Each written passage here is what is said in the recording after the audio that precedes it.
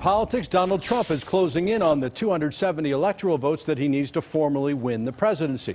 Members of the Electoral College are casting their ballots across the country today, including here in Georgia. It's part of a process no one has paid a lot of attention to in the past.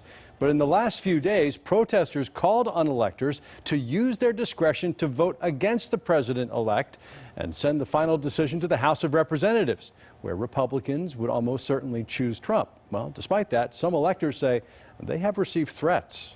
I've just been inundated with thousands and thousands of letters to my house, emails, Facebook messages, and some of those messages, unfortunately, were death threats.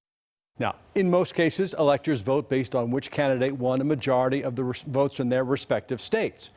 But they do have the constitutional authority to defect, which is what some Democrats and many anti-Trump protesters hoped could happen. So far, it has not happened. Fox 5's Deidre Dukes was there as Georgia's electors cast their ballots, and Deidre, all of them voted for Donald Trump, right? That's right. There is no Georgia law requiring state electors here to vote for their party's candidate, but all 16 electors voted for Donald Trump today. All the ballots have been tabulated, and Donald J. Trump has received all 16 votes of the Georgia electors for president. No defectors, no faithless electors here. It's a phenomenal day.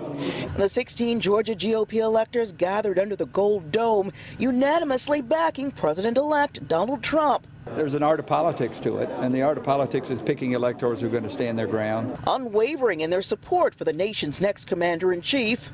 The people of this nation have already spoken, and the president is now going to be Donald Trump. Even after some electors were inundated with letters, emails, phone calls, some threatening, urging them not to vote for Trump. Republican leaders praising electors for their resolve. I, too, regret that you have been the subject of harassment by those who perhaps are not as dedicated to the proposition of what this body is supposed to do as they are agitated by the fact that the people didn't do what they wanted them to do. Before a single ballot was cast, GOP officials assured reporters all the electors would vote for Trump, even though Georgia law does not require electors to vote for their party's candidate. Absent from the proceedings, GOP elector Baoky Vu, who resigned over the summer after stating he could not vote for Trump in the November general election and might not vote for him in the Electoral College. The electors replaced Vu with state GOP party chairman John Padgett before the vote. Yeah, it meant a lot to me. It really did. This is an important day. And during today's meeting, Republican lawmakers said time and time again, it is time for Americans now to come together and find common ground. And that's the latest here in downtown Atlanta. I'm Deidre Dukes, Fox 5 News. Save America! Donald Trump! Save America! Donald Trump!